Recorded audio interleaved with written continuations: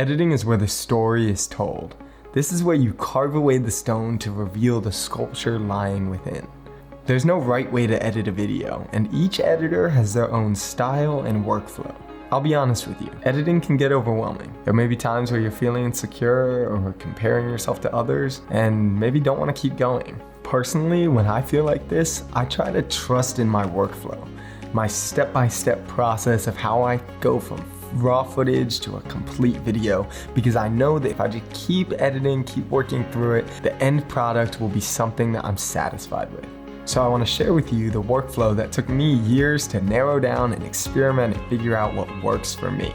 The first thing I do after filming is transfer all of my files off of my SD card into their respective folders, and I try to stay as organized as possible. Then I watch through every video. Yes, you heard me right, every second. Because sometimes the money shot is that 3 seconds hidden in 5 minutes of unusable footage.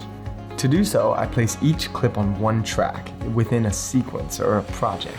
And when I find a part that I like, I'll cut that section and raise it to the second track. Then, after sifting through it all, I'll duplicate that sequence and delete all the stuff that I didn't use. I duplicate it so I can refer back to the raw footage at any point in time so that I'd never lose anything and can easily find everything. This process will look different depending on what editing software you use, but that's okay. The next step is to find my music or audio. Now this can take place beforehand, and you can use the music as inspiration for the rest of the film, whatever works for you. But music sets the tone and pace for the video, so take your time and find something that feels right. Then comes the fun part, telling the story.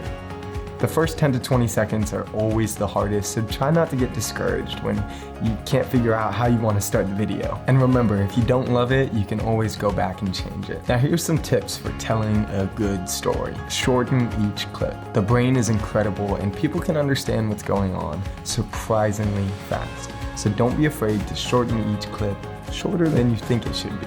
Edit to the beat.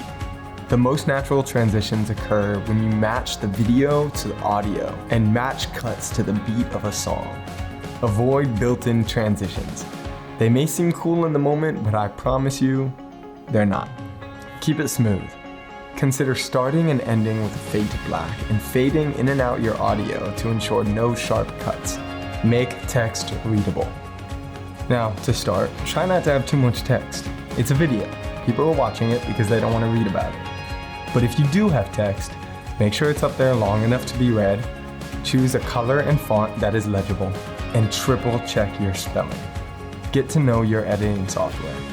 You won't know what you can create until you know what tools you have access to. You'll be surprised what features are on there that'll make your life a whole lot easier. Lastly, learn keyboard shortcuts. The faster you can edit, the more videos you can create. That's it. Happy creating.